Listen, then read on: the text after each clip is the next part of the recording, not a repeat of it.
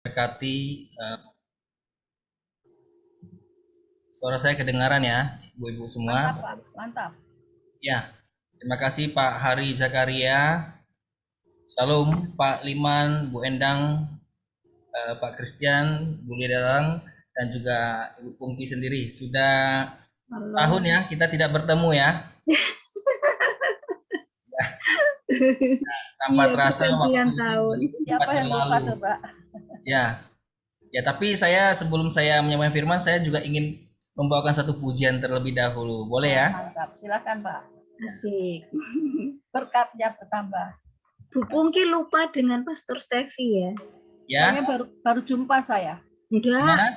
waktu tahun baru penutupan tahun itu ya, Pastor. Oh iya, sekilas kan soalnya rame kan itu. Ya, ya, ya. Nah, Mohon saya masih ingat. diampuni, Pak. Mohon diampuni lupa. Ya, meskipun sudah 1 tahun saya masih ingat. Oh iya, iya, ya, 1 tahun ya. Ya, Tahun ya, ya, 21 ya. sekarang 22 ya. Ya, Ya, silakan, Pak. sebentar ya. Saya mau nyanyi, tapi kalau ada yang tahu lagunya, kita bisa sama-sama nyanyi.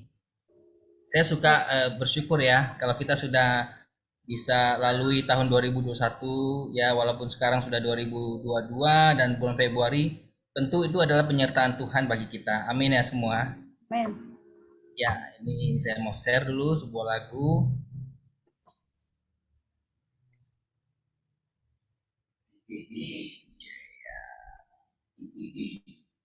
Wah, mantap ini.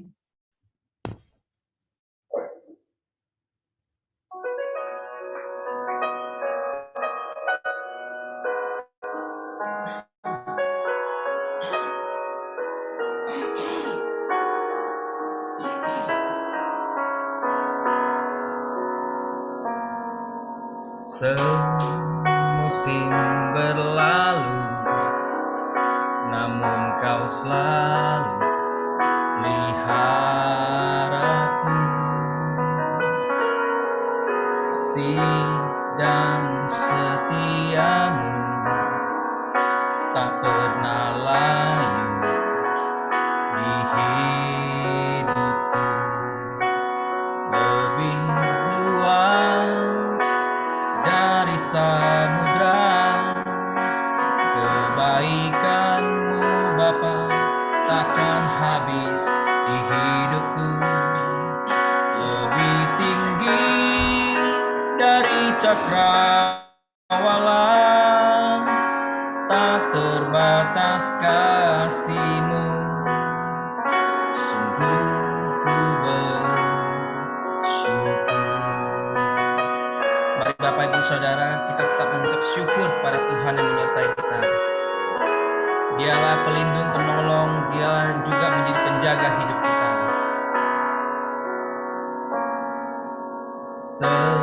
Semusim berlalu, namun kau selalu peliharaku. Kasih dan setiamu tak pernah layu di hidupku. Lebih luas dari samudra, kebaikanmu Bapa takkan habis di hidupku. Lebih tinggi dari cakrawala, tak terbatas kasih-Mu. Sungguh ku bersyukur. Lebih luas dari samudra, kebaikan-Mu Bapa takkan habis di hidupku. Lebih tinggi dari cakrawala, tak terbatas kasih-Mu. Sungguh ku bersyukur. Tak terbatas kasih-Mu. Sungguh ku bersyukur.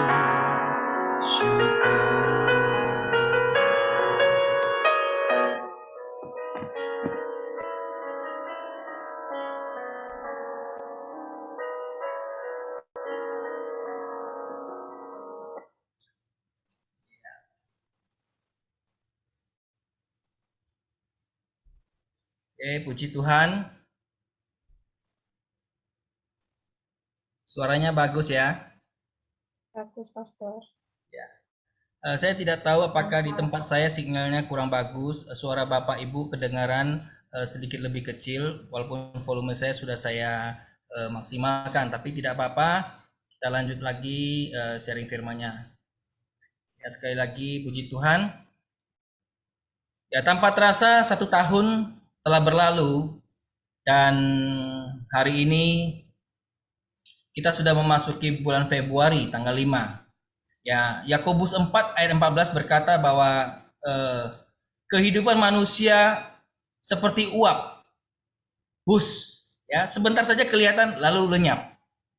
Jadi saya tidak bermaksud untuk mengatakan bahwa betapa banyaknya orang-orang yang pernah kita kenal, yang kita kasihi dan kita sayangi, tapi telah mendahului kita, meninggalkan kehidupan di bumi ini, apalagi di masa pandemi ini. Saya percaya anak-anak Tuhan, orang-orang percaya selalu mendapatkan perlindungan Tuhan, penjagaan Tuhan. Ada proteksi dari Tuhan bagi setiap orang yang berserah mengandalkan pada Bapa di surga kehidupannya.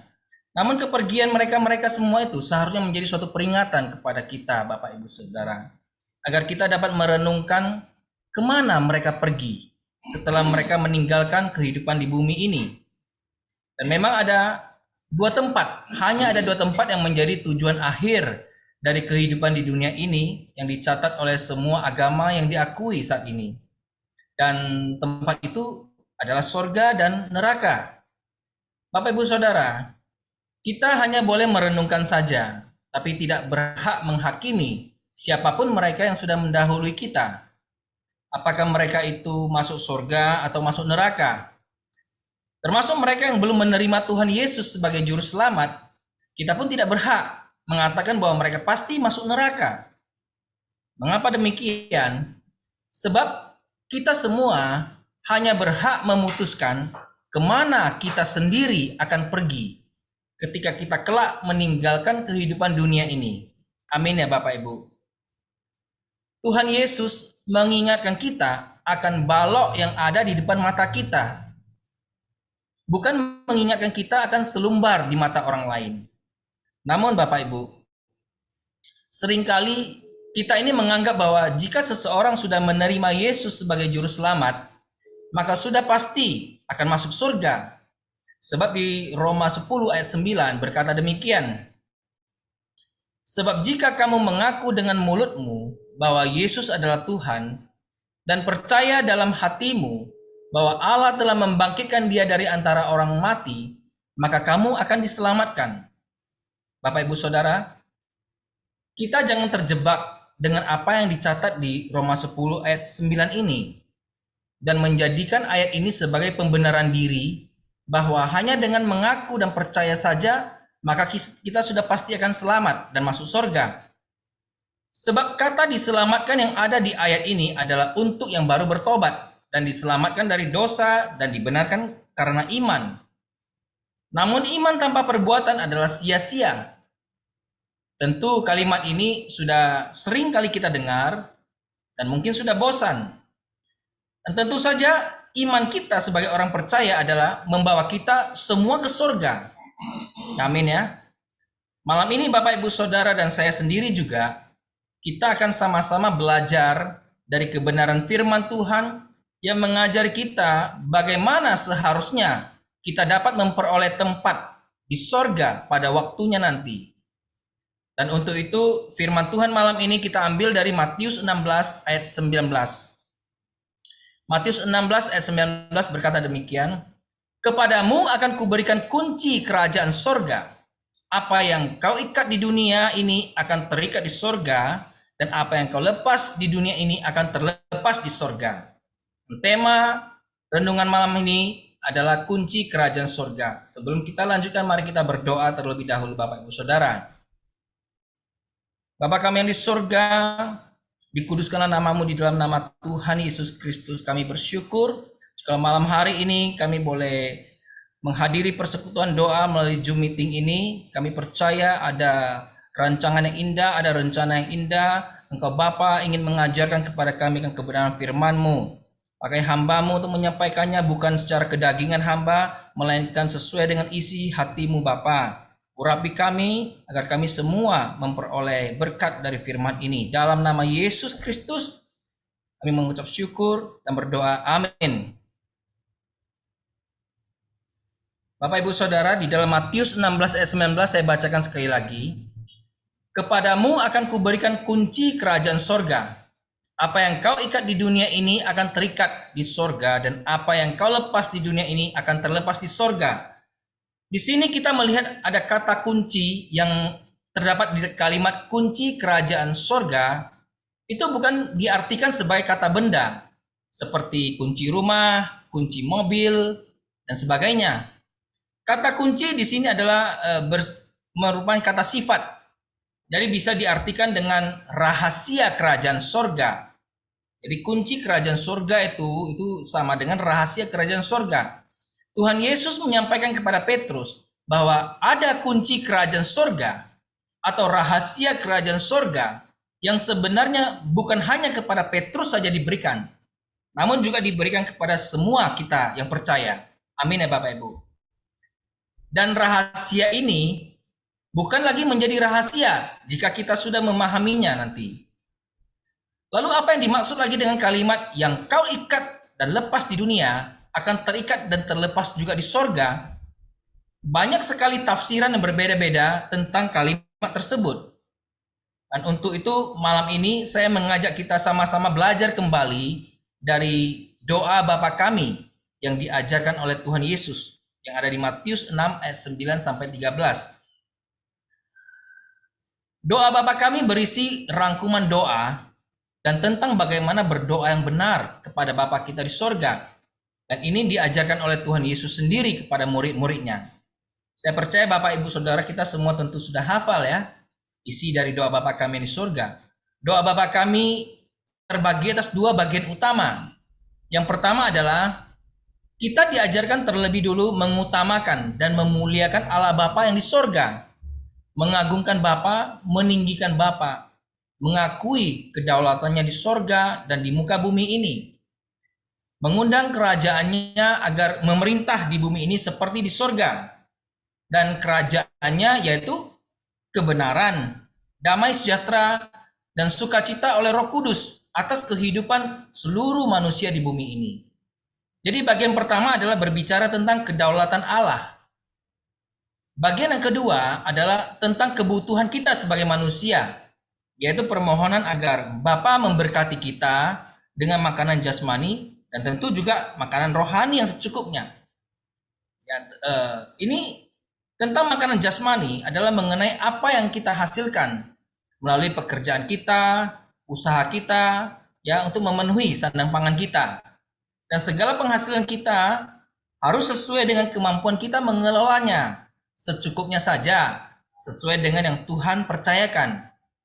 Jika kita mau bergiat dan kita dapat dipercaya oleh Tuhan, maka Tuhan akan semakin memperbesar berkat jasmani kita, karena kita bukan lagi memuaskan keinginan diri sendiri, melainkan kita juga mau dipakai Tuhan untuk memberkati sesama manusia yang lain. Amin Bapak Ibu. Mengenai makanan jasmani, jika diartikan secara harafiah, kita memohon agar kita beserta seisi keluarga tidak mengalami kekurangan dalam hal makanan, namun tidak juga sampai berlimpah sehingga banyak yang menjadi mubazir nanti dan akhirnya dibuang. Karena itu secukupnya saja. Namun jikalaupun Tuhan memberkati kita dengan berkat yang berlebihan, tentu Tuhan ingin kita juga menggunakannya untuk memberkati orang lain. Berikutnya tentang makanan rohani. Saat ini banyak sekali kita disajikan persekutuan rohani, baik on-site maupun virtual meeting. Banyak sekali persekutuan-persekutuan dan pengajaran-pengajaran yang dapat kita akses. Namun apakah semuanya itu baik dan berguna untuk membawa kita kepada kesehatan rohani kita? Dan saya sendiri selalu berdoa agar Roh Kudus tolong saya, agar saya tidak salah mengikuti pengajaran-pengajaran dan juga jangan salah ikut dalam persekutuan virtual online. Sejak pandemi ini, banyak bermunculan persekutuan-persekutuan Zoom meeting, baik yang berbasis resmi gereja maupun persekutuan pribadi. Banyak yang menawarkan, namun hendaklah kita bijaksana agar tidak menjadi salah mendapatkan pengajaran atau malah karena berlebihan membuat kita menjadi sombong rohani. Nah, kembali lagi kepada doa Bapa kami, lalu lagi permohonan agar kita jangan sampai jatuh ke dalam pencobaan. Baik itu pencobaan secara kesehatan, baik secara ekonomi, baik pencobaan dalam rumah tangga, hubungan suami istri, orang tua, anak, dan sebagainya. Juga kita mohon agar dilepaskan, dijauhkan dari yang jahat, baik dari sesama manusia maupun dari kuasa roh-roh jahat.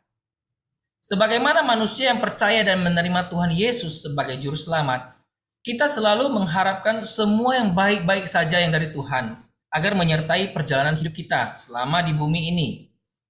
Namun, tidak secara kebetulan, di doa Bapa kami, Tuhan Yesus menyisipkan satu ayat, yaitu di ayat 12, yang bunyinya demikian, dan ampunilah kami akan kesalahan kami, seperti kami juga mengampuni orang yang bersalah kepada kami. Nah, ini tentu ada yang Tuhan ingin kita perhatikan di ayat ini. Bapak, Ibu, Saudara, kita tentu saja pernah mendengar dan membaca kisah tentang hamba-hamba yang berhutang kepada rajanya, yang ada di Matius 18 ayat 23 sampai 23 sampai 35. Saya akan bacakan untuk kita semua. Matius 18 ayat 23 sampai 35.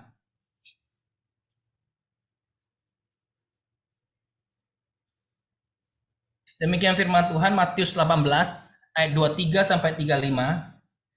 Sebab hal kerajaan surga seumpama seorang raja yang hendak mengadakan perhitungan dengan hamba-hambanya. Setelah ia mulai mengadakan perhitungan itu, dihadapkanlah kepadanya seorang yang berhutang 10.000 talenta. Tetapi karena orang itu tidak mampu melunaskan hutangnya, raja itu memerintahkan supaya ia dijual beserta anak istrinya dan segala miliknya untuk membayar hutangnya. Maka sujudlah hamba itu menyembah dia, katanya, sabarlah dahulu, segala hutangku akan kulunaskan. Lalu tergeraklah hati raja itu oleh belas kasihan akan hamba itu, sehingga ia membebaskannya dan menghapuskan hutangnya. Ayat 28, tetapi ketika hamba itu keluar, ia bertemu dengan seorang hamba lain yang berhutang 100 dinar kepadanya. Ia menangkap dan mencekik kawannya itu, katanya, bayar hutangmu. Maka sujudlah kawannya itu dan memohon kepadanya, sabarlah dahulu, hutangku itu akan kulunaskan. Tetapi ia menolak dan menyerahkan kawannya itu ke dalam penjara sampai dilunaskannya hutangnya. Ayat 31, melihat itu, kawan-kawannya yang lain sangat sedih, lalu menyampaikan segala yang terjadi kepada tuan mereka. Raja itu menyuruh memanggil orang itu dan berkata kepadanya, hai hamba yang jahat, seluruh hutangmu telah kuhapus karena engkau memohonkannya kepadaku. Bukankah engkau pun harus mengasihani kawanmu seperti aku telah mengasihani engkau? Maka marahlah tuannya itu dan menyerahkannya kepada algojo-algojo sampai ia melunaskan seluruh hutangnya. Ayat 35, maka Bapakku yang di sorga akan berbuat demikian juga terhadap kamu, apabila kamu masing-masing tidak mengampuni saudaramu dengan segenap hatimu. Bapak, Ibu, Saudara, tidak ada satupun dari kita yang mengetahui betapa besar ukuran dosa kita kepada Tuhan. Bahkan kita pun tidak pernah tahu berapa banyak dosa yang dapat kita lakukan setiap hari tanpa kita sadari maupun kita sadari. Namun ketika kita berhadap-hadapan dengan Allah Bapa melalui doa, maka setuju atau tidak setuju, maka kita harus memohon pengampunan sekiranya ada suatu kesalahan yang kita sengaja maupun tidak sengaja. Tujuannya adalah agar kita dilayakkan untuk memperoleh doa permohonan kita, Bapak Ibu. Jika hanya memohon pengampunan dalam setiap doa kita. Namun Tuhan Yesus katakan, kita pun harus mengampuni orang yang bersalah kepada kita. Dan ini sama sekali tidaklah mudah. Seringkali kita masih saja menyimpan kesalahan orang lain terhadap kita. Bertahun-tahun, bahkan kita masih menyimpan kesalahan kita sendiri terhadap orang lain. Dan kita pun juga masih menyimpan kesalahan orang lain terhadap kita. dan tidak pernah sungguh-sungguh kita bereskan. Dan kesalahan-kesalahan tersebut tanpa kita sadari menimbulkan kebencian baik terhadap diri kita sendiri maupun terhadap orang yang berbuat salah kepada kita. Saya tidak bermaksud menyinggung perasaan siapapun, sebab saya sendiri pun masih berjuang untuk selalu jaga hati agar tidak menyimpan kesalahan orang terhadap saya. Tentu, saya pun pernah berbuat kesalahan terhadap orang lain. Bahkan terhadap orang terdekat dalam kehidupan saya pun, saya pernah berbuat salah. Bahkan ketika saya telah berusaha dengan pertolongan Roh Kudus pun agar tidak lagi berbuat salah. Namun saya masih saja sering mengalami fitnahan, dakwaan, tuduhan terhadap kesalahan-kesalahan masa lalu saya. Namun saya bersyukur karena Tuhan Yesus tahu bahwa saya tidak pernah sanggup mengatasi semuanya itu jika tanpa pertolongan Roh Kudus. Roh Kuduslah yang memampukan kita untuk selalu menjaga hati kita, agar kita selalu dimampukan untuk mengampuni setiap orang yang bersalah kepada kita. Bapak, Ibu, Saudara, mari kita renungkan. Apakah kita selalu melibatkan Roh Kudus ketika kita diperhadapkan dengan seseorang yang Tuhan izinkan untuk menyakiti kita? Apakah kita menyimpan sakit hati atau kita melepaskan pengampunan untuk mengasihi orang yang menyakiti kita? Atau kita hadapi dengan kedagingan kita sendiri? Namun jika saja kita mau libatkan Roh Kudus, Bapak, Ibu, Saudara, firman Tuhan katakan, damai sejahtera Allah yang melampaui segala akal akan memelihara hati dan pikiran kita dalam Kristus Yesus. Roh Kudus akan mengingatkan bahwa Yesus Kristus telah mengalami semua pencobaan yang kita alami dan bahkan mati di kayu salib bagi saudara dan bagi saya dengan tujuan mengampuni kesalahan kita kepada Bapa di sorga. Jika kita percaya hal ini, mengapa kita masih tidak mau sungguh-sungguh mengampuni? Jika kita masih saja menyimpan kebencian terhadap seseorang, ingat apa yang tertulis di 1 Yohanes 3 ayat 15. Setiap orang yang membenci saudaranya adalah pembunuh manusia. Dan kamu tahu bahwa tidak ada seorang pembunuh yang tetap memiliki hidup yang kekal di dalam dirinya. Bapak, Ibu, Saudara, siapapun kita saat ini, entahkah kita seorang pelayan Tuhan, ataukah kita hanya sebatas jemaat biasa saja, Tuhan Yesus ingin kita harus bisa mengampuni. Sebab ketika tiba waktunya nanti, sekalipun kita berkata, Tuhan, bukankah aku sudah melayani pekerjaan Tuhan? Bukankah aku telah berkhotbah di mana-mana? Bukankah Tuhan memakai aku berdoa bagi orang dan orang tersebut sembuh, dilepaskan dari roh jahat? Bukankah aku memberkati orang dengan harta kekayaanku? Dan seterusnya dan seterusnya. Namun karena masih ada kebencian dan kesalahan orang terhadap kita atau terhadap saya yang belum bisa saya ampuni, maka Tuhan nanti akan berkata, enyahlah kamu, aku tidak mengenal engkau. Hanya gara-gara nila setitik rusak susu sebelangan. Bahkan Rasul Paulus mengingatkan kita di 1 Korintus 13. Sekalipun kita dapat berkata-kata dengan semua bahasa manusia, ataupun bahasa malaikat, ataupun bahasa roh, tapi jika kita tidak mau mengampuni, kita sama dengan gong yang berkumandang dan canang yang bergerincing.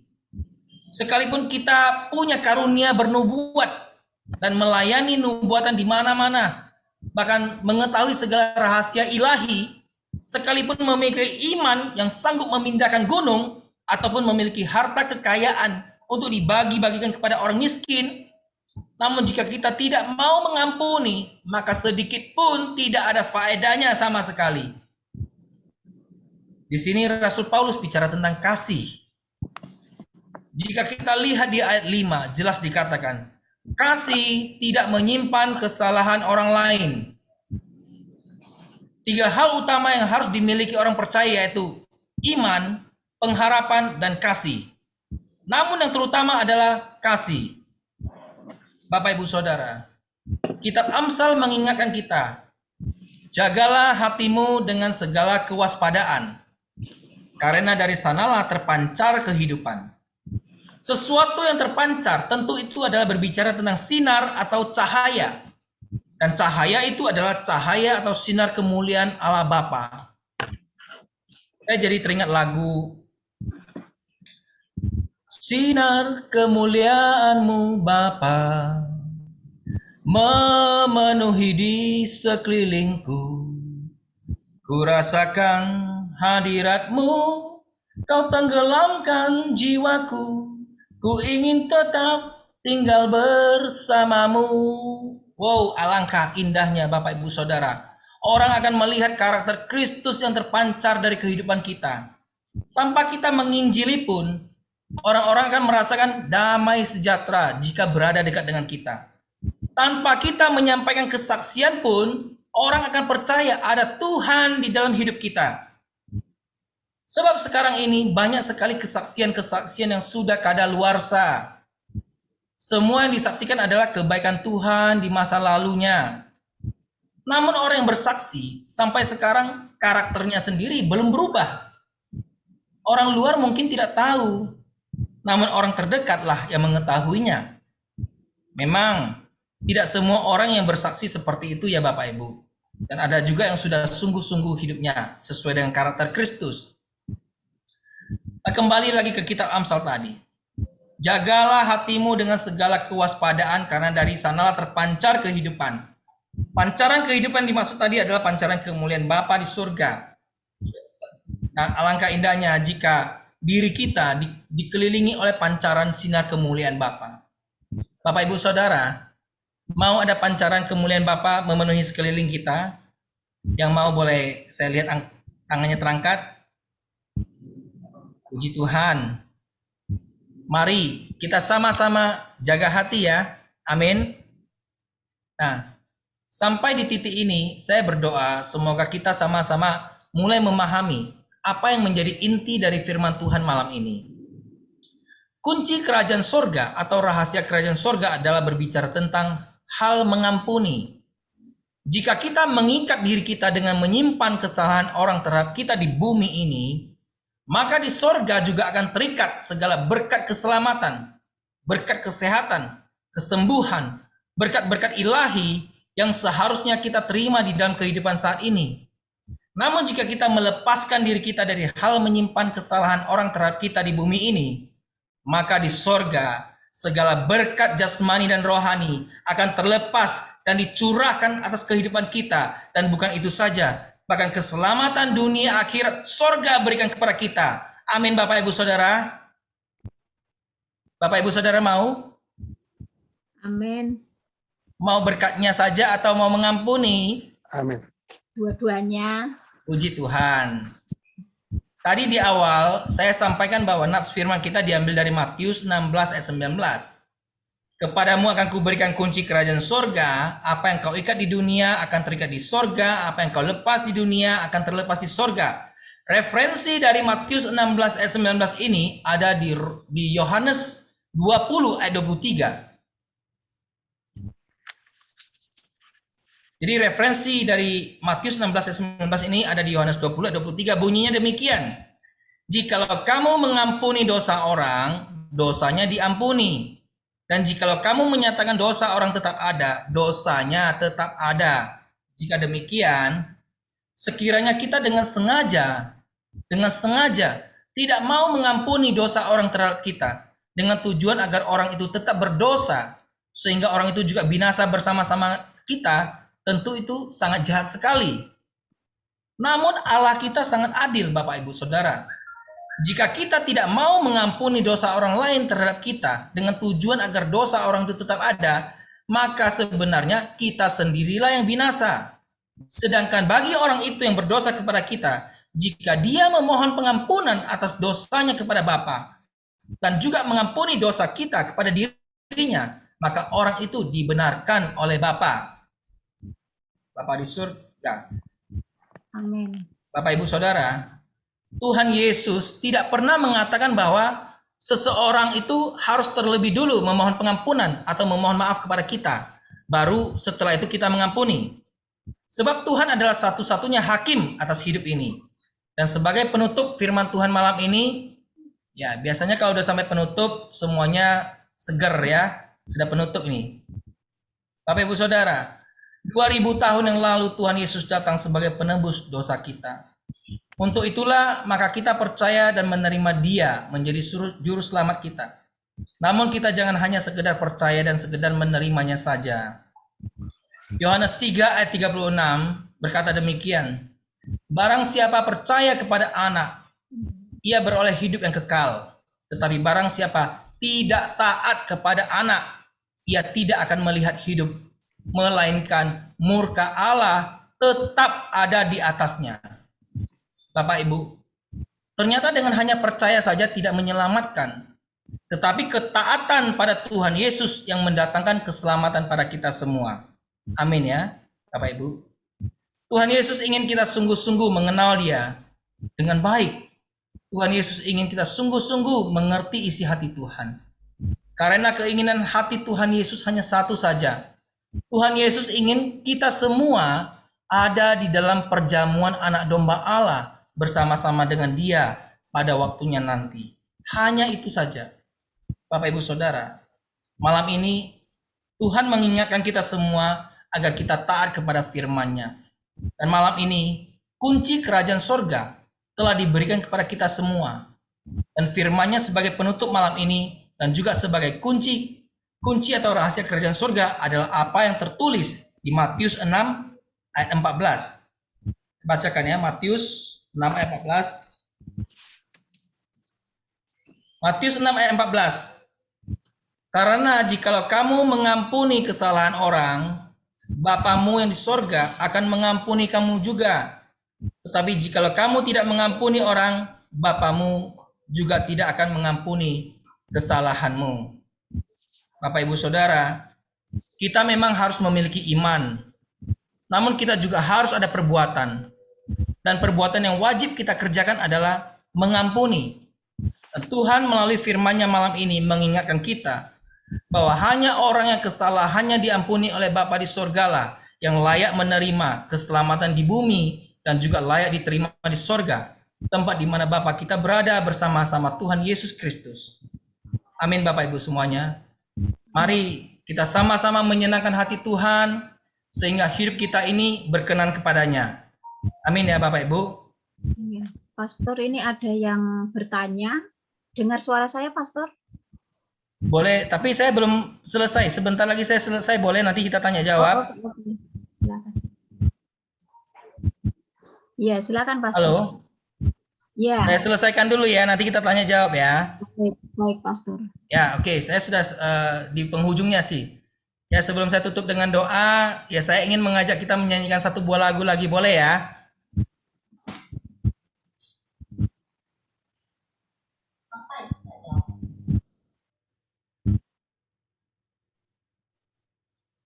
Ya.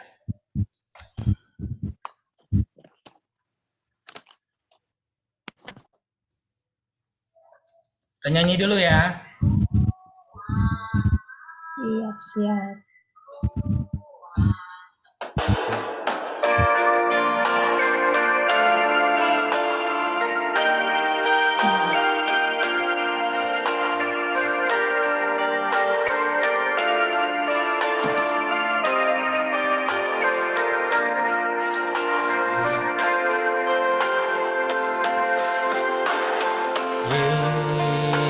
Yesus, namamu indah, kau kekasih hatiku, kau dambaan jiwaku. Yesus, ku cinta padamu, selalu dekat padamu, itu kerinduanku. Yang ku mau hanya menyenangkanmu, biarlah seluruh hidupku berkenan kepadamu. Bukan emas, perak bahkan permata, namun kau segalanya yang terbaik di dalam hidupku.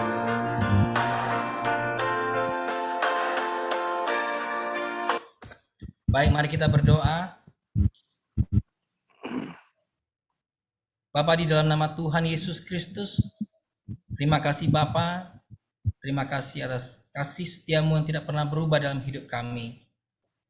Kalau malam hari ini kami boleh mendengarkan kebenaran firman-Mu yang menegur kami, yang mengajari kami, menasihati kami, dan mengingatkan kami bahwa kunci kerajaan sorga telah Engkau berikan kepada setiap kami. Amin. Sehingga kami boleh mengerti akan arti daripada kasih. Karena salah satunya adalah kami harus mengampuni, sehingga Engkau juga mengampuni kami, dan kami layak diterima sebagai anak Bapa yang di surga. Terima kasih Bapa, hamba-Mu telah selesai menyampaikan firman-Mu, tetapi Roh Kudus, Engkau belum selesai. Engkau akan mengajari setiap kami, Engkau akan menerangkan setiap hati kami. Semua yang ikut di dalam Zoom ini, Engkau akan menyatakan kebenaran-kebenaran firman-Mu yang lebih dalam lagi, sehingga kami semua semakin diberkati oleh kuasa-Mu yang bekerja. Dalam nama Yesus Kristus, kami bersyukur dan berdoa. Amin. Amin. Puji Tuhan. Ya, saya serahkan kembali kepada Ibu Lidawang. Silakan Bu.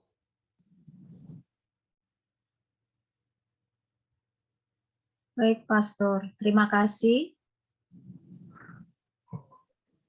Tadi ada yang bertanya, cuman sudah keluar. Sudah keluar ya? Iya, chatnya hilang. Ya. Saya bisa baca di chat di sini ya. Iya.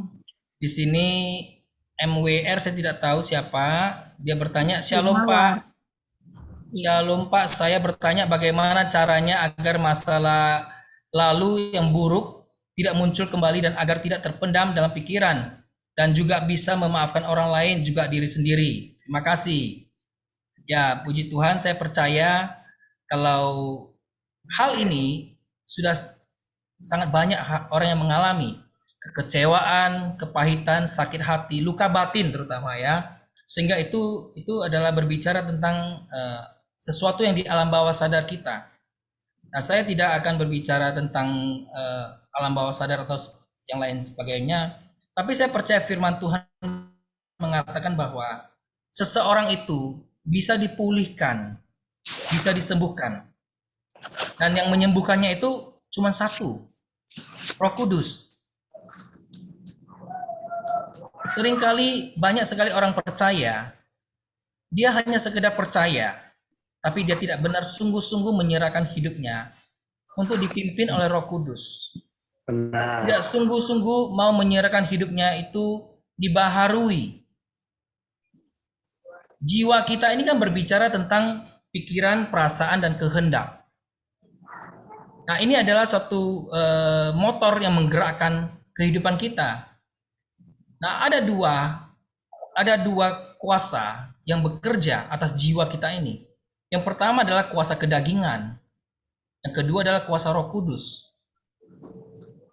Kalau kita membiarkan kuasa kedagingan yang lebih dominan terhadap diri kita, maka selalu akan hal-hal yang bersifat-sifat kedagingan, ya termasuk di dalamnya adalah kekecewaan, kemarahan, kepahitan, itu akan mendominasi dalam kehidupan kita.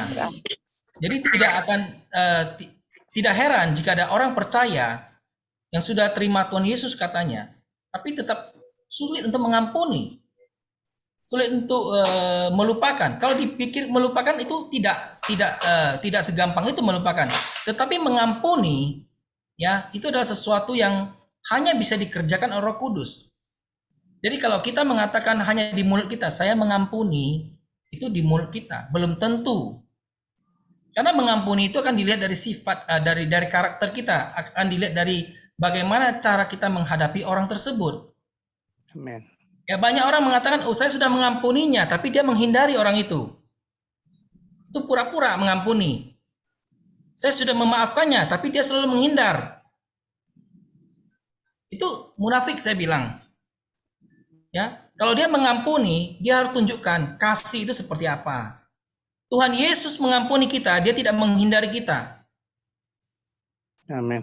Tuhan Yesus mengampuni kita, malah dia semakin dekat dan semakin dekat dan semakin dekat. Dia tidak pernah mengingat kesalahan kita. Dia tidak pernah mengungkit-ungkit kesalahan kita. Bukankah dosa kita ini jauh lebih besar pada Bapa di surga? Dan Tuhan mengampuni kita. Maka esensi dari orang percaya sebagai orang Kristen itu harus meneladani karakter Kristus. Kita harus bisa mengampuni. Melupakan, tidak, itu tetap ada. Tapi mengampuni dan tetap ingat, itu akan berbeda ketika kita tidak mengampuni, tapi mengingat, itu batin kita ini akan tersiksa sekali. Tidak ada damai sejahtera. Nah, firman Tuhan mengatakan jika Roh Allah yang memimpin kita, maka damai sejahtera Allah akan memerintah di dalam hati kita. Nah, pertanyaannya adalah, adakah Roh Allah yang Roh Kudus itu tinggal di dalam kita? Bapak Ibu Saudara, ini ada indikatornya. Ya, ketika kita merasa damai sejahtera Allah, berarti indikatornya adalah kita sudah memberikan hidup kita ini dipimpin oleh Roh Kudus. Amin. Bukan dipimpin oleh kedagingan. Hanya indikatornya cuma itu saja. Ya, jadi bagaimana caranya supaya kita dipimpin oleh Roh Kudus? Nah, ini kan bagaimana caranya? Ya, kita harus taat kepada firman Tuhan, punya relationship yang baik dengan Tuhan. Kita berikan waktu untuk pemulihan. Ya, sama seperti orang sakit. Orang sakit seperti biasa saja, dia pun harus datang ke dokter secara rutin, berobat hingga sakitnya ini sembuh. Dia nggak bisa setengah-setengah. Dia harus yakin. Ketika dia datang ke dokter, dia harus yakin bahwa dokter tersebut punya jawaban atas sakit penyakitnya, sehingga ia akan ikuti apa yang dokter itu katakan. Kalau dokter itu bilang istirahat, banyak minum air putih hangat, minumlah obat ini. Nah, kita karena percaya supaya sakit kita disembuhkan, kita turuti, kita taati. Nah, kalau kita sebagai orang percaya mengalami sakit, kalau tanda kutip ya saya bilang ya, sakit kejiwaan. Karena marah, emosi, sakit hati, kepahitan, dendam, itu semua masalah jiwa. Jadi kejiwaan itu bukan berarti gila. Ya, jiwanya bermasalah karena apa? Karena ada kepahitan, ada luka batin, ya. Itu masalah jiwa. Jadi kalau masalah jiwa, kalau secara secara kehidupan sehari-hari kita datang ke psikolog, ke psikiater. Tetapi sebagai orang percaya, kita punya tabib yang ajaib. Kita punya dokter di atas segala dokter. Dia itu adalah Tuhan Yesus melalui Roh Kudus. Lalu bagaimana kita bisa disembuhkan? Bersekutu dengan Dia. Kita harus bisa memposisikan diri kita, membiasakan diri kita, memberikan waktu ya untuk bersekutu dengan Tuhan melalui puji-pujian, penyembahan, membaca firman Tuhan, merenungkannya siang dan malam, ya. Sesibuk apapun kita di dunia sekuler, kita buat suatu kesepakatan untuk datang kepada Tuhan. Karena orang sekuler saja sakit, dia pun bisa meluangkan waktunya datang ke dokter. Ya, apalagi dengan kita orang percaya, kalau kita mau disembuhkan jiwa kita juga harus komitmen persekutuan di pagi hari, ya, persekutuan seperti kita saat ini, mendengarkan firman Tuhan, saling menguatkan, saling menghibur. Ya, kita naikkan puji-pujian ini juga baik sekali untuk pembaharuan jiwa kita. Ya, banyak sekali saya lihat banyak orang jum kesana kemari tapi tidak pernah berubah ya. Karena motivasi ikutnya itu sebenarnya bukan untuk pembaharuan jiwanya. Ya, saya tidak menghakimi siapapun, tetapi kalau kita memang mau mendapatkan sesuatu dari Tuhan, kita juga harus membuka hati. Kita harus bisa benar-benar mau melepaskan, ini loh aku Tuhan. Ya, aku sudah kemana-mana, tapi nggak mengalami perubahan. Ya, hari ini di kamar saya ini, di tempat saya ini, secara pribadi, face to face lah, saya mau berbicara sama Tuhan. Saya tahu Tuhan itu sanggup memulihkan, menyembuhkan. Ya, sudah banyak di firman Tuhan mengatakan Tuhan sanggup mengubah. Rasul Paulus yang dulunya bernama Saulus, yang begitu keras. Ya, kalau secara dunia itu tidak mungkin lah dia bisa berubah. Dia itu musuh terbesar orang percaya pada saat itu, tapi Tuhan sanggup mengubahnya. Saya mau katakan lagi, Lazarus yang sudah meninggal 4 hari itu sudah busuk itu. Itu ibarat dengan orang dunia yang orang katakan ini tidak akan bisa bertobat lagi, tidak akan bisa sembuh lagi, tidak akan bisa dipulihkan lagi. Dia memang jahat, ditentukan binasa. Saya tidak percaya itu Bapak Ibu Saudara. Bagi saya selama orang itu masih hidup, masih bernafas, ya, masih punya kesempatan Tuhan mengubah hidup orang itu. Jadi kalau ada orang yang sakit hati, kepahitan, ya, luka batin, dia tidak mau disembuhkan, saya pikir bukan kesalahan siapa-siapa. Memang pilihannya sendiri tidak mau dipulihkan. Bukan kita tidak mau melayani, tapi dia sendiri tidak mau dilayani. Dia datang kemana-mana, memang datang, tapi sebenarnya dia tidak mau dilayani. Dilayani oleh siapa? Bukan dilayani oleh kita-kita, dilayani oleh Roh Kudus. Karena di dalam setiap pertemuan Zoom ini, apalagi kita orang-orang percaya sepakat, ya, tentu Tuhan itu hadir. Kalau Tuhan hadir, di mana posisi kita? Kita mau hanya sebagai peserta saja atau kita mau membuka hati kita, menerima lawatan Tuhan? Sia-sia saya bilang, kalau kita ikut hanya sebatas itu saja. Ya, percuma kita habiskan waktu kita kalau tidak ada sesuatu yang baru yang kita terima dari Tuhan. Ya, Bapak Ibu Saudara, di sini juga ada Pak Liman Handoko, Pak Martin, ya. Shalom Pak Liman Handoko, Pak Martin. Ini senior-senior saya, ya. Saya percaya dari Pak Liman Handoko dan Pak Martin juga bisa menambahkan. Ya, ini topik, ini saya katakan topik ya, topiknya tentang bagaimana kita melupakan masa lalu yang buruk, agar tidak terpendam lagi dalam pikiran dan kita bisa memaafkan.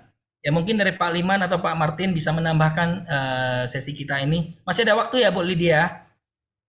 Boleh Pastor. Ya silakan, silakan Pak Liman.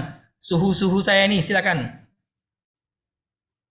Pak Martin dulu. Martin. Ya silakan Pak Martin. Mic-nya Pak, mic-nya belum dibuka Pak. Mute-nya dibuka Pak, suaranya. Saya berbicara dari sudut pandang pengalaman di dalam pelayanan. Seringkali saya ketemu akar pahit Pak dalam batin mereka itu. Tidak mau dilepas, dibuka diri untuk menerima Kristus Yesus sebagai Tuhan dan Raja.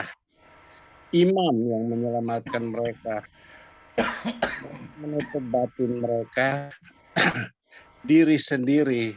Seringkali kami harus berkomunikasi dengan dia, apakah Anda menerima Kristus sebagai Tuhan Juru Selamat? Enggak.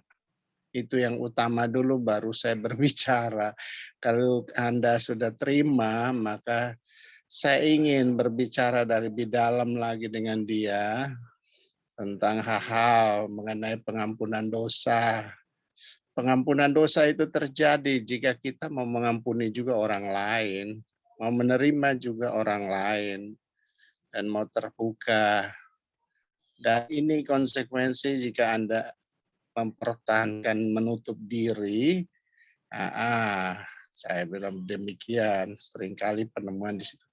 Jadi seringkali dia tadi Pak Pastor sudah katakan, mereka ini biar kemana saja pindah dari satu tempat ke tempat lain untuk mencari para pendoa adalah suatu kemustahilan. Ya, saya bilang mustahil karena apa? Di tempat di mana kami berbicara itu Anda sendiri tidak menerima Kristus, dimanapun kamu kemana juga sama saja, tidak ada apa, tertutup bagi Anda. Ya, ini kita seringkali temuan di situ, sehingga kekerasan hati untuk membuka diri menerima Kristus sebagai Tuhan Rajanya, imamnya, itu mereka belum bisa menerima. Sehingga kita harus tuntun dan berkonsultasi terus sama mereka. Saya bilang sama mereka, hal yang penting adalah mengalahkan diri kita sendiri. Jika kita ada terikat dengan dosa, lepaskan itu semua. Dosa itu macam-macam. Entah dia ada pikiran, perkataan, perbuatan Anda, seberapa jauh, atau mungkin ada pegangan, pengharapan di dalamnya seringkali. Bahkan seringkali saya temuin harus saya bongkar sendiri. Itu saya bilang coba tunjuk di lemari Anda. Di sana tuh ada sesuatu batu, kain yang disimpan. Bahkan saya bilang, Anda coba lihat di tembok itu badik tuh. Itu yang dari Manado-Manado itu. Itu badik-badiknya itu tergantung tuh. Dia bilang, iya benar. Kenapa Bapak? Bukan, saya hanya mau kasih tahu kalian, jangan taruh pengharapan pada hal-hal yang ya setan pakai untuk kita jadi hamba dia. Itu dia gantung aja. Tapi kamu sendiri menjadi budak jas dosa itu. Ini hal konkret sebenarnya Pak Pastor. Jadi saya ingin katakan pada mereka, di mana Zoom kamu ada tapi kamu tidak menerima Kristus, lahir dalam diri pribadi kamu adalah satu kebohongan. Kamu nafikan, mau mencari apa di dalam di persekutuan ada supaya orang doain kamu. Nah, itu pengalaman yang seringkali kami menegur. Bahkan kami temui dalam channel ini sendiri. Kami bongkar dalam doa itu, kami melihat, tapi orangnya bersikeras tidak mau lepaskan itu. Mau minta doa, tapi tidak mau lepaskan. Saya bilang, ketika kita berdoa dan kita melihat orang seperti kami sudah ingatkan kembali, ya coba lepaskan itu. Ada sesuatu dalam rumah Anda itu yang Anda pegang di dalam. Entah itu warna-warni merah, putih, hitam, segala macam itu menjadi kebahagiaan Anda, silakan lepaskan itu. Kalau tidak Anda panggil kami datang berdoa di dalam rumah. Tapi takut dia malah teriak, dia pindah. Ya ini sekedar untuk kita semua dalam channel ini. Hamba Tuhan telah menyampaikan firman kebenaran. Jikalau kita mau mengampuni orang lain, maka dosa kita diampuni. Jikalau kita tidak mengampuni orang lain, maka dosamu juga tidak diampuni. Apa yang kau ikat di bumi akan terikat juga di sorga. Firman Tuhan itu ya dan amin. Amin. Orang Kristen harus demikian. Terima kasih, Pastor. Pak Leman, silakan Pak Leman. Oh, terima kasih Pak Steve. Aku nggak ada apa-apanya, bukan suhu, sama-sama belajar. Enggak. Jadi Iya. di sini kalau baca firman Tuhan itu tidak ada lebih tinggi, tidak ada lebih rendah, semua sama. Kita harus saling melengkapi itu sudut pandang. Kalau ada satu perbedaan, musuh kata Galatia apa, dengan mengatakan kebenaran kita jadi musuh kan enggak. Memang sudut pandang orang kan beda-beda. Tapi kita satu saudara seiman yaitu percaya pada Tuhan Yesus sebagai Tuhan dan Juru Selamat. Nah, menurut pandangan saya, dari sudut pandangan saya, pasti nanti bisa kita kaji secara pelan-lahan. Ada perbedaan apa yang kalau itu doktrin ada dua, ada doktrin primer sama doktrin sekunder. Masalah pengampunan dan apa itu saya rasa sekunder. Yang jadi primer itu bagaimana orang itu percaya pada Tuhan Yesus itu doktrin yang primer, yang tidak boleh itu harus sama. Nah, kalau orang sudah tidak mau terima Yesus Kristus sebagai Tuhan dan Selamat, kita percuma ngomong masalah lain gitu, Pak. Dasarnya itu dulu, Pak. Jadi kita jadi bicara enak, yang penting itu bahwa kita terima Yesus Kristus sebagai Tuhan dan Juru Selamat, mengakui, itu baru kita bicara hal-hal yang lain.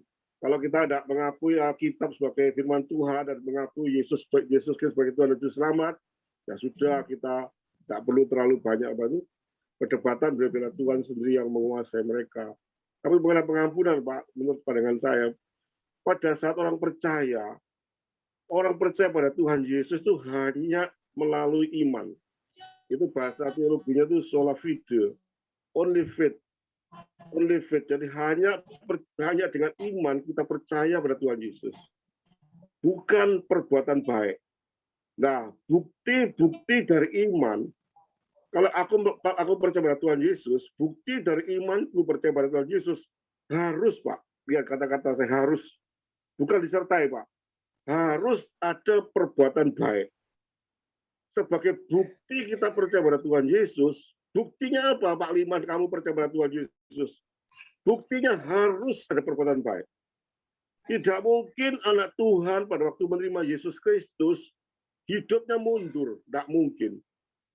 Karena Roh Kudus pada waktu kita percaya pada Tuhan Yesus, pada saat itu juga Roh Kudus masuk pada diri saya. Kalau Roh Kudus masuk pada diri saya, Roh Kudus sebagai penolong, sebagai penasihat, selalu memberikan kekuatan pada saya untuk berbuat baik. Itu namanya bahasa teologinya sanctification. Jadi kita pengudusan yang terus ke atas, ke atas, ke atas. Tidak mungkin ke bawah. Saya dulu sebelum jadi Kristen, umpamanya katakan saya umpama kasih, suka berzina.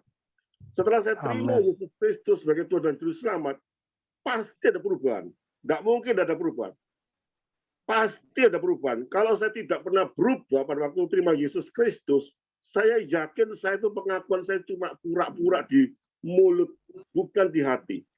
Tapi pada waktu kita percaya Yesus sungguh-sungguh dalam hati yang paling dalam, menangis sungguh-sungguh, terima serius, jadi anak Tuhan sejati, pasti ada perubahan. Tidak mungkin ada perubahan.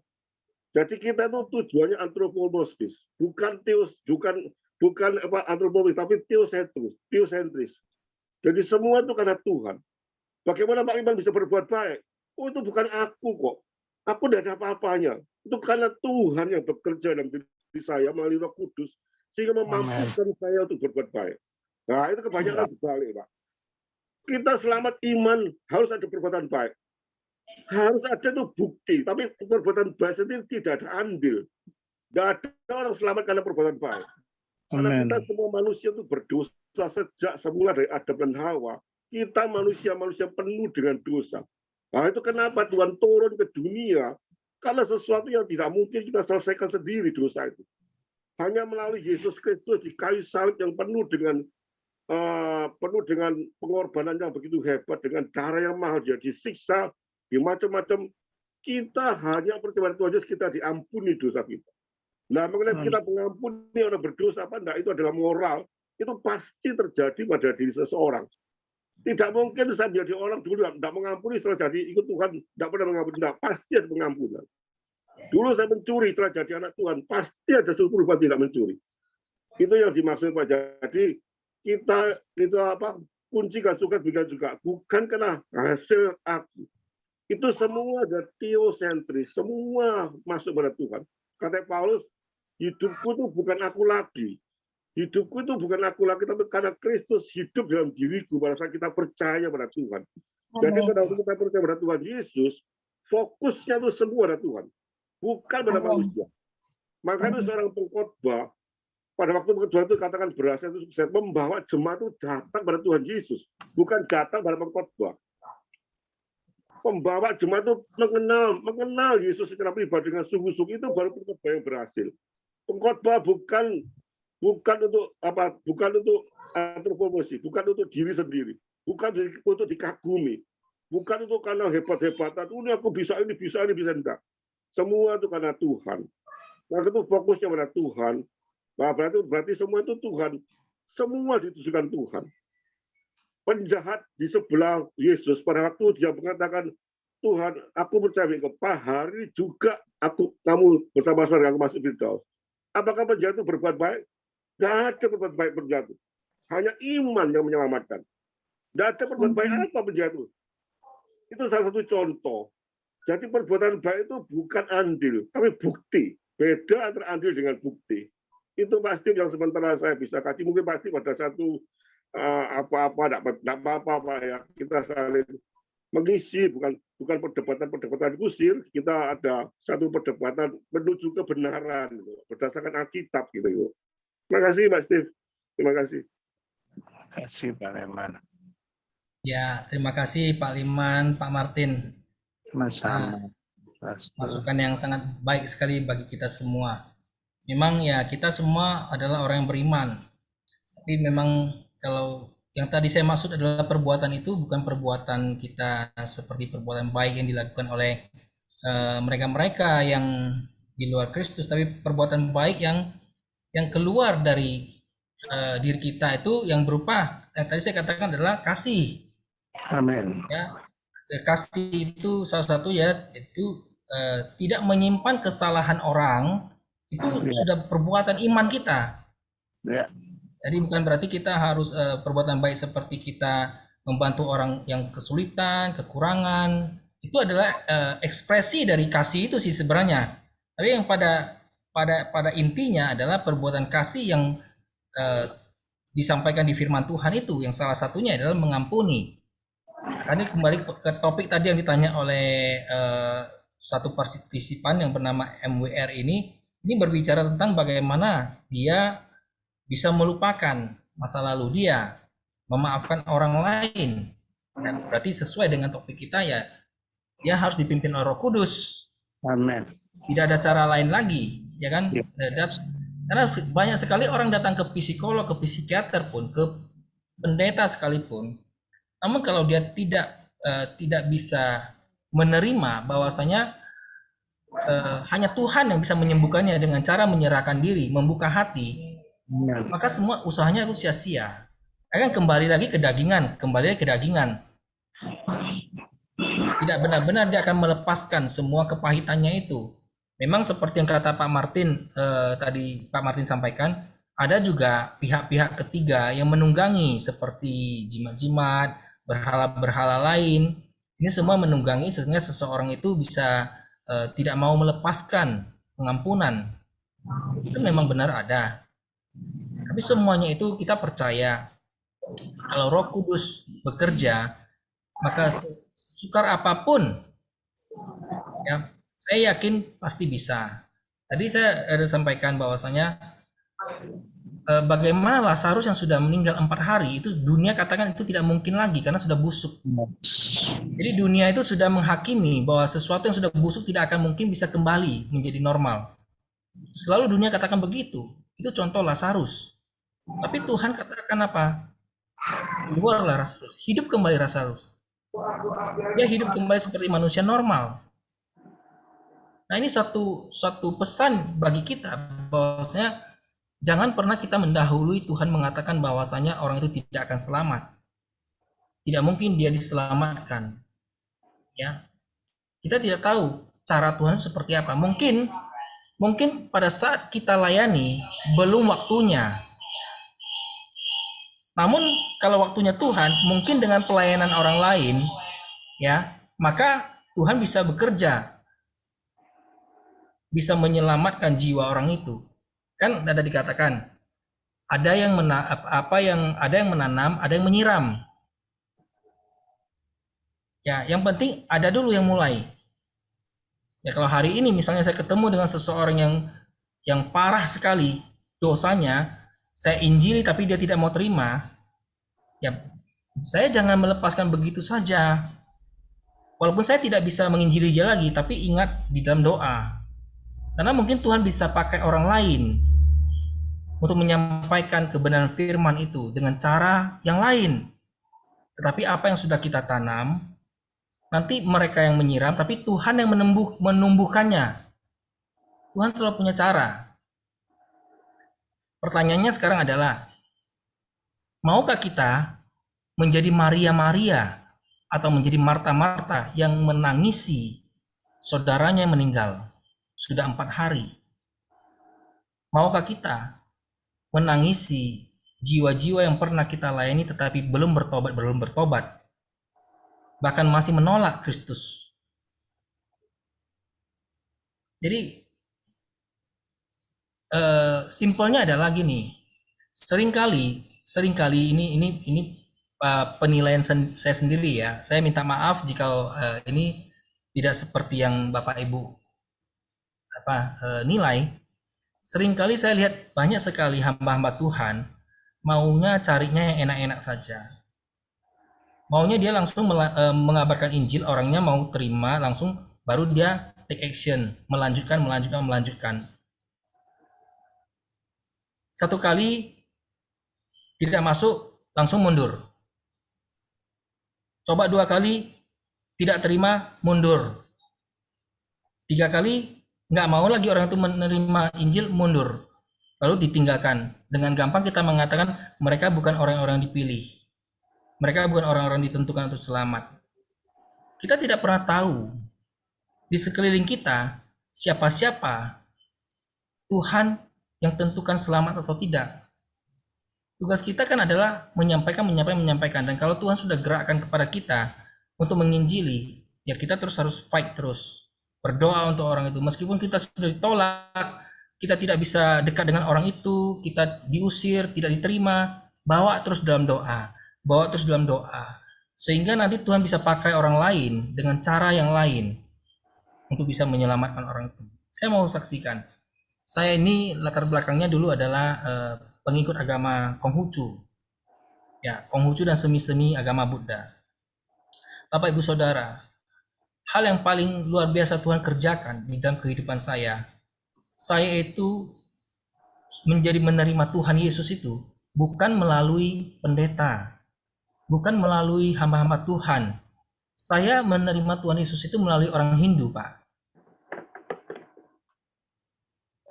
Jadi Tuhan pakai orang Hindu ya yang ada di kantor saya untuk diperkenalkan kepada pendeta.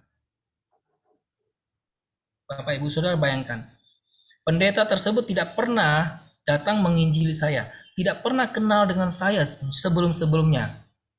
Tapi ketika saat itu saya bekerja di sebuah perusahaan di Bali pada saat itu. Nah, di sana itu saya berkenalan dengan sejawat saya yang orang Hindu. Tapi karena divisi kami beda, teman saya yang Hindu ini dia punya relasinya itu adalah penatua gereja. Nggak tahu bagaimana caranya. Saya diperkenalkan dengan relasinya, padahal kami tidak ada berhubungan bisnis di perusahaan itu.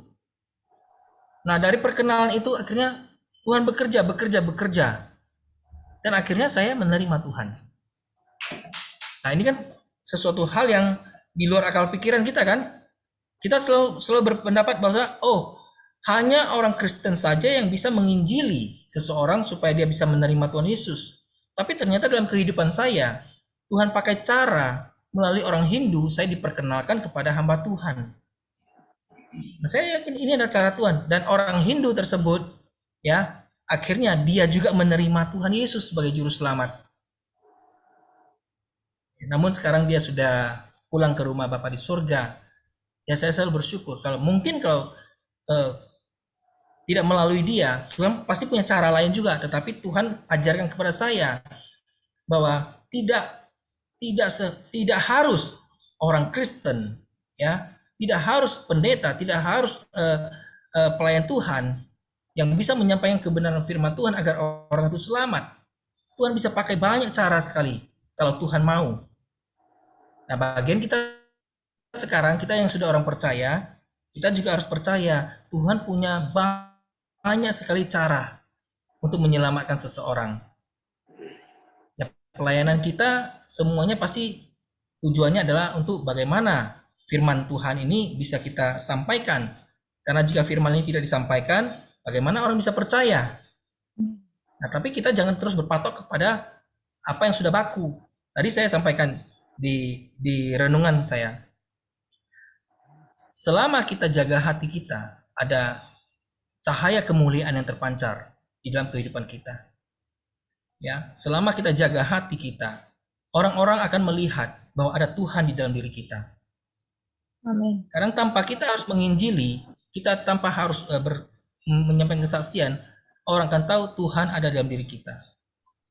Dan kalau Tuhan yang menggerakkan orang itu, mereka akan bertanya, bagaimana kalau saya dekat dengan kamu, ada damai sejahtera, ada apa dengan dirimu?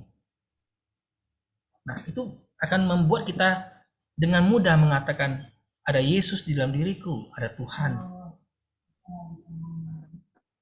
Nah, ini kan hal-hal yang praktis yang kadang-kadang tidak kita pikirkan. Kita selalu mengatakan bahwasanya harus action pada diri kita sendiri dulu. Ya kan? Kalau kita percaya Roh Kudus Allah Bapa tinggal di dalam kita, Tuhan bisa bekerja dengan cara apapun. Kadang kita selalu berpikir dengan logika kita, logik ini saya harus punya program ini, sehingga jiwa-jiwa bisa diselamatkan. Tidak semua seperti begitu, Bapak Ibu. Tuhan itu punya begitu banyak cara, kadang di luar akal pikiran kita. Ya, jadi ya percaya saja bahwasanya selagi kita masih diberi kesempatan, selagi mereka-mereka yang terhilang masih punya kesempatan, selagi nafas kehidupan masih ada, maka tidak ada kata terlambat. Hari ini kita menginjili, orang itu tidak menerima, tetapi kita bawa dalam doa. Besok Tuhan pakai orang lain untuk menginjili dengan cara yang lain. Ya, kita tidak tahu. Tuhan punya cara untuk menyelamatkan mereka. Tetapi kita sudah melakukannya. Kita sudah menanam, yang lain menyiram, Tuhan yang menumbuhkan. Ya, itu mungkin dari saya. Ya, terima kasih. Pak Steve, Pak Liman Handoko, Pak Martin. Coba kita tambah sedikit ya. Mengenai masalah Silakan, Pak Liman, silakan. mengenai masalah pemilihan, Pak ya. Bahwa kita dipilih Tuhan itu bukan Ya. bukan keadaan baik, Pak. Itu namanya unconditional. Jadi aku sendiri pada waktu itu kan agama Buddha, sesuatu yang tidak mungkin dalam pikiran saya jadi Kristen tidak mungkin, Pak. Sesuatu tidak mungkin karena aku benci sangat sama Kristen. Tapi kenapa kok Tuhan pilih aku? Itu kan mujizat dari Tuhan, itu hak mutlak Tuhan, kedaulatan Tuhan. Tapi kalau kita tidak bisa apa-apa, kan katakan tuh kamu, aku yang memilih kamu, bukan aku yang memilih Tuhan. Tuhan yang memilih aku. Di tengah-tengah kondisi apa kalau aku memang dipilih Tuhan, ditangkap sungguh. Itu pemilihan, Pak. Jadi kalau kita melihat orang lain, kalau kita sudah dipilih sama Tuhan, saya katakan tadi pasti ada perubahan. Amin. Perubahan itu apa? Salah satu perubahan, semua dosa itu rasanya jijik. Rasanya ya Pak, jijik lah bahasa Indonesia ya Bapak ya Bu ya. Merasa nggak enak sama dosa itu rasanya dulu aku enaknya berbuat dosa, aku kerja sembarangan, cara licik aku lakukan supaya kaya. Tapi setelah saya ikut Kristus, saya memikir paradigma lain, Pak. Kerja saya satu kebenaran, walaupun uangnya sedikit tidak masalah. Asal kebenaran itu nampak, karena ada damai sejahtera. Dan mengenai masa pemilihan, kita tidak boleh menghakimi orang itu tidak dipilih atau tidak pilih. Pemilihan itu hak Tuhan. Tuhan punya hak milih. Tugas kita sebagai anak Tuhan itu hanya menginjili. Pertobatan itu hak mutlak Tuhan. Amin. Tapi kita nggak bisa ngomong tak injili walah balik kok tidak tobat-tobat. Ya sudah, bukan hak pilihan, nggak bisa. Kecuali dia diinjili terus sampai mati dia terima Tuhan, ya sudah, itu berarti ya sudah bukan tugas kita. Berarti sudah game over. Tapi selama orang itu hidup sampai hidup setelah kita injili, kita percaya, mungkin dia selamat, Pak. Orang tua saya tuh punya patung banyak, Pak. Patungnya luar biasa, patung-patung. Mungkin pasti cuma gongcuan saya ini ketuanya kelenteng di rumah saya tuh banyak apa dewa-dewa. Orang tua saya udah meninggal tuh jam 2 malam saya injili, betul saya injili. Tengah-tengah itu jam 2 malam itu saya rapat gereja pulang, orang tua saya sudah kolab. Saya injili, Pak, percaya Tuhan Yesus, percaya Yesus, terus begitu. Amin. Dia mantu gini, Pak, mantu gini. Sambil mengeluarkan air mata, jam 4 mati. Nah, saya nggak tahu. Tapi saya jelas bahwa tugas saya selesai. Amanat agung yang saya selesai. Dan anak Tuhan juga dipilih Tuhan, mau tidak mau mesti menginjili, Pak. Kenapa? Karena kita sudah merasakan indahnya itu Tuhan, itu nikmatnya Tuhan itu luar biasa. Bisa kalau secara gamblangan kayak kuliner, Pak. Saya sering kuliner, Pak. Kalau pasti itu pasti tinggal mana, Pak? Tinggal di mana, Mas Dim? Pasti tinggal di mana, Mas Dim? Tinggalnya di mana, Mas Dim? Tinggalnya di mana? Saya di Medan, Pak Liman. Oh, di Medan, pokoknya. Pak, saya ini sering kuliner. Pada waktu Pak Steve datang ke Surabaya, pasti saya tunjukkan kuliner enak, Pak. Inilah pasti makanan enak, pasti saya tunjukkan. Kenapa? Karena saya sudah merasakan ini loh enak, gitu loh. Itu masalah makanan, Pak. Apalagi masalah Tuhan Yesus, bahwa kita sudah mengalami perubahan. Tuhan Yesus itu begitu nikmatnya, begitu indahnya, begitu kasihnya luar biasa, perubahan-perubahan semua terjadi. Loh, kalau kita tidak memberitakan orang pada orang menangis jiwa-jiwa belum mengenal Tuhan, saya yakin dia bukan orang Kristen, Pak. Puji Saya Tuhan. yakin itu orang kita tuh cuma pikirnya bagaimana orang mengikut Tuhan itu menjadi nomor satu. Menangisi jiwa-jiwa belum mengenal Tuhan. Jadi perubahan-perubahan itu mesti ada secara drastis. Tidak mungkin anak itu diem. Saya kok tidak yakin kalau anak Tuhan sudah dipilih Tuhan itu diem. Justru melayani tidak mau, disuruhi tidak mau, sini tidak mau. Keraguan-keraguan itu ada. Tapi kita tidak bisa menjas anak itu bilang bukan tidak. Kita tugas kita nginjili. Last minute itu Tuhan yang menentukan. Itu pasti. Amin. Amin. Ya. Silakan Ibu Lydia. Ya, terima kasih untuk firman-Nya dan juga Pak Martin dan Pak Liman. Yang Tuhan Yesus kasihi, mari kita tunduk kepala, menyerahkan seluruh kehidupan kita dalam memohon pertolongan Tuhan. Kita berdoa, ya Allah, Bapa kami di sorga, kami yang sembah di Yesus Tuhan, Juru Selamat kami. Kami datang sujud di bawah salib Kristus, menyerahkan hati-hati kami yang penuh dengan segala pergumulan, tantangan, pencobaan. Kami berserah di hadirat-Mu. Tuhan, Engkau baik bagi kami.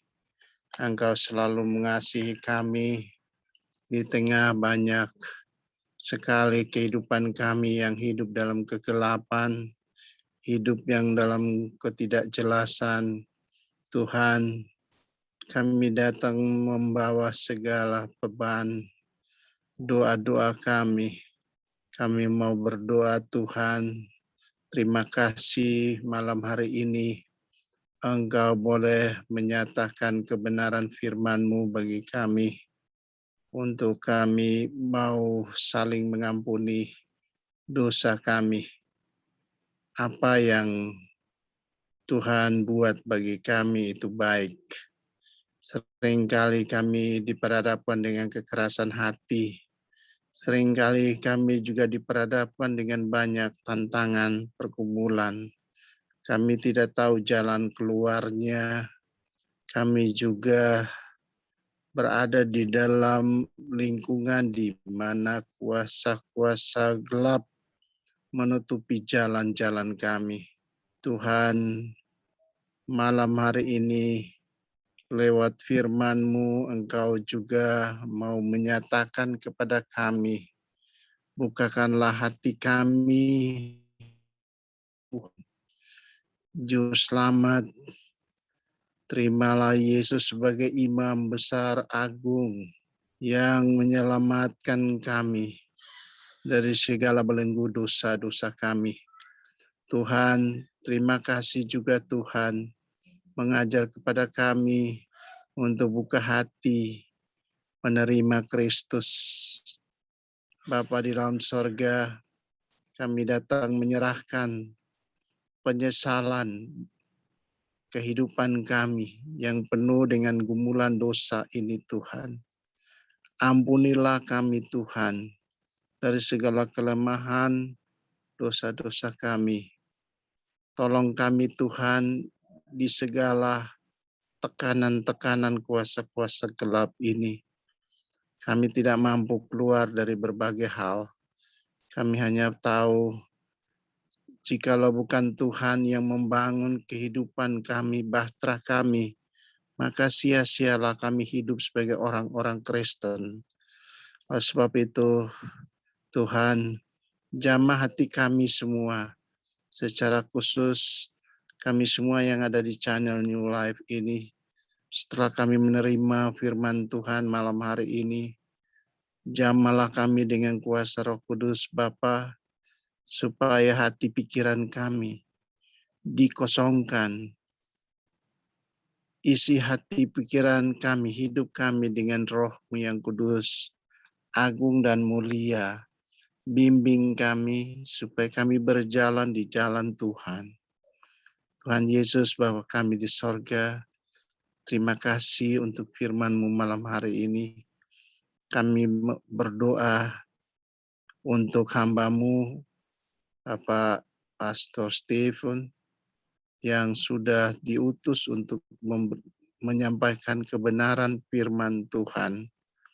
Ya Tuhan, kami datang memohon pengurapan Tuhan atas Bapak Pastor Stephen, yang Tuhan telah memakai dia untuk menyampaikan kebenaran firman-Mu malam hari ini. Dalam pengurapan Roh Kudus, biar dia boleh terus diberi kekuatan semangat untuk memberitakan firman-Mu. Berkati juga dalam kehidupannya, tugas dan panggilan pelayanannya. Tuhan, Engkau yang memilih dia, Engkau juga yang memanggil dia, dan Engkau juga yang mengutus dia untuk melayani. Engkau memperlengkapi semuanya, supaya lewat dia, nama-Mu juga dipermuliakan. Kami bersuka cita ada penyertaan Tuhan yang boleh memakai orang-orang yang dilepaskan daripada kegelapan, masuk ke dalam terang, dan diutus untuk menyelamatkan orang-orang yang sedang ada dalam belenggu kegelapan. Terima kasih Tuhan. Kami berdoa untuk hamba-hamba Tuhan Bapa yang juga terlibat dalam pelayanan ini. Baik yang ada di New Channel ini, Tuhan, Pendeta Leman, Handoko, juga Pendeta Tommy, Nathanael, juga Pendeta Harun Warsito, pun hamba-hamba-Mu, Ibu Neneng, Heri,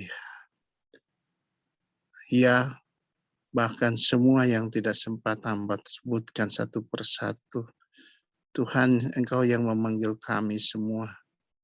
Engkau juga memperlengkapi kami dengan senjata-Mu, firman-Mu, supaya kemana kami pergi memberitakan kebenaran firman-Mu Tuhan.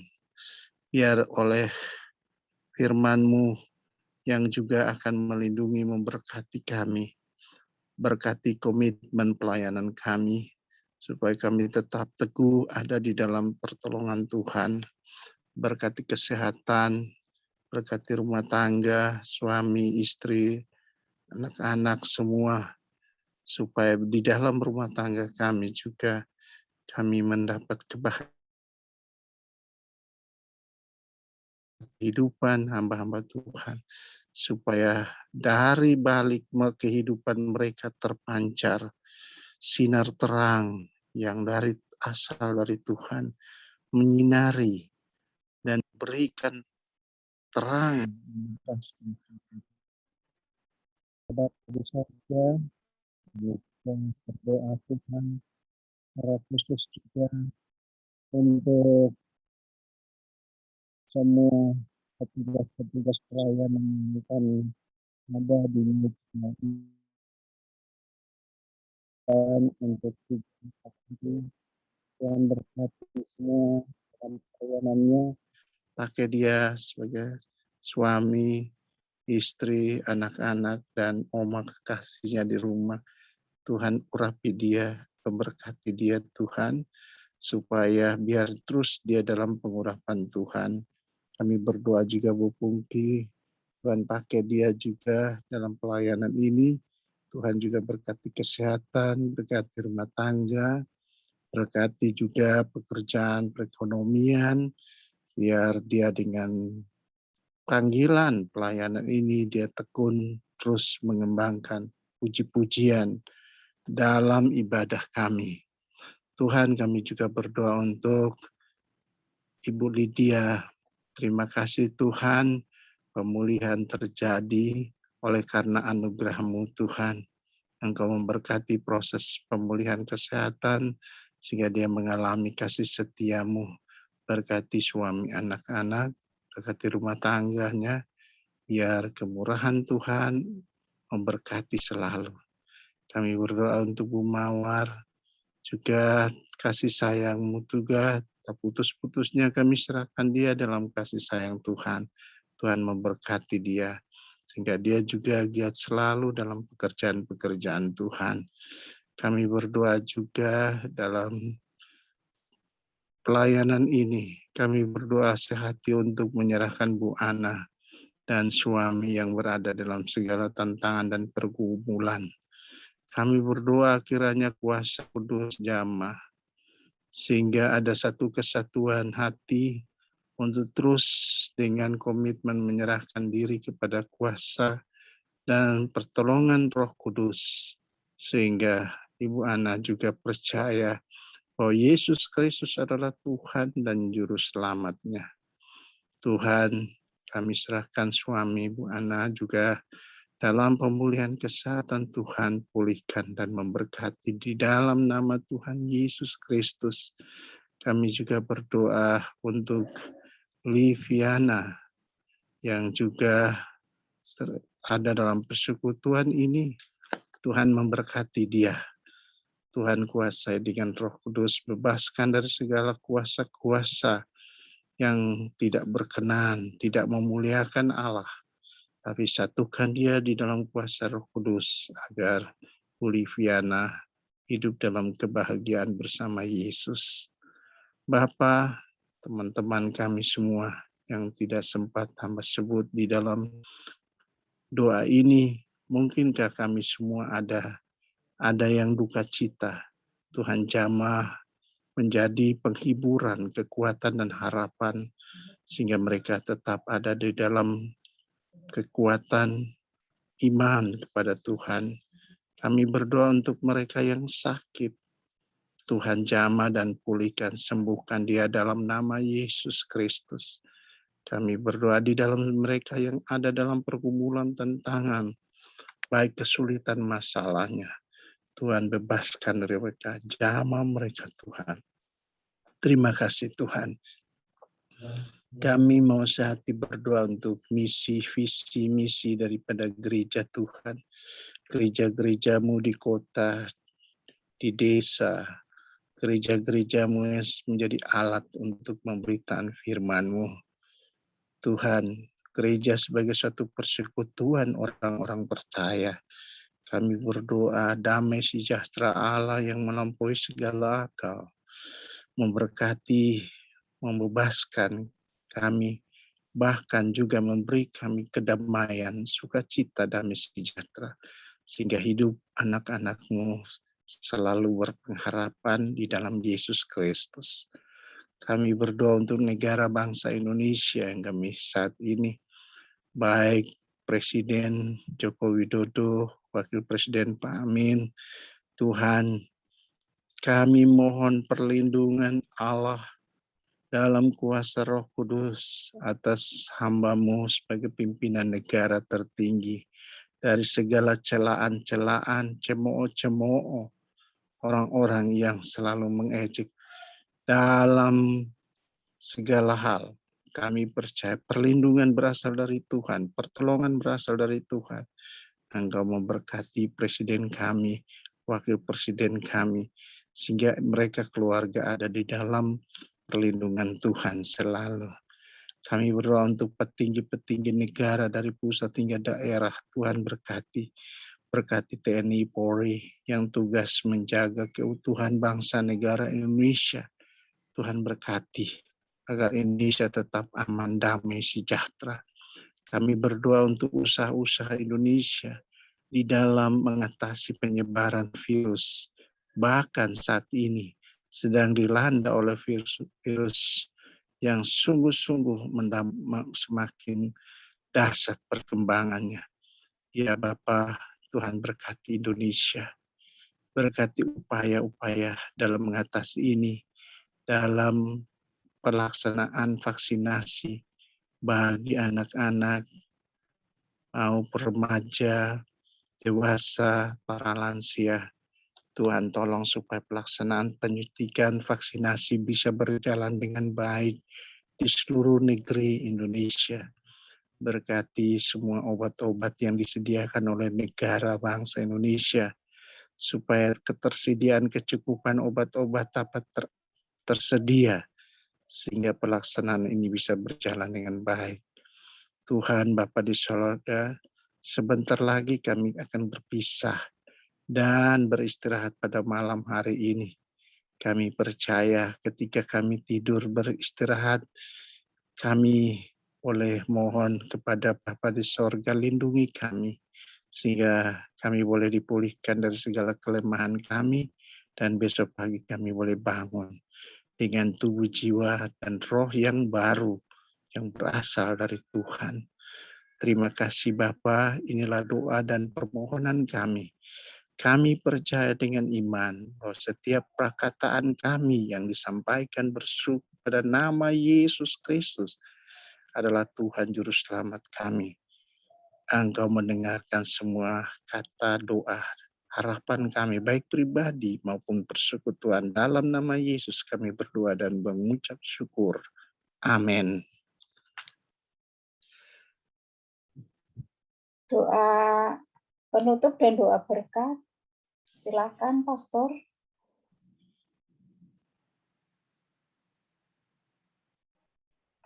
Pastor.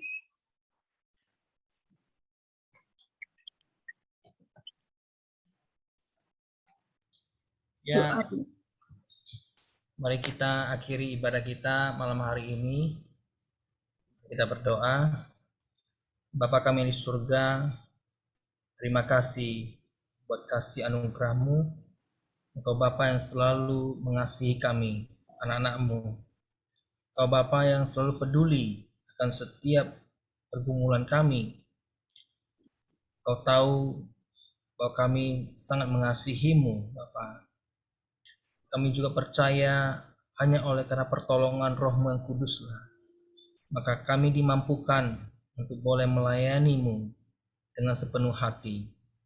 Sehingga apapun yang kami kerjakan bukan secara kedagingan kami, melainkan karena Roh-Mu yang bekerja melalui kehidupan kami. Bapak, terima kasih untuk persekutuan doa malam hari ini. Kami percaya Engkau memberkati kami satu persatu. Engkau juga yang memulihkan, menyembuhkan kami di dalam kelemahan tubuh kami. Kami percaya damai sejahtera Allah melampaui segala akal pikiran manusia yang memerintah dalam hati kami. Kami bersyukur bahwa malam hari ini kami sudah diberkati melalui kebenaran firman-Mu. Engkau mengajari kami, Engkau mengingatkan kami, bahkan menegur kami.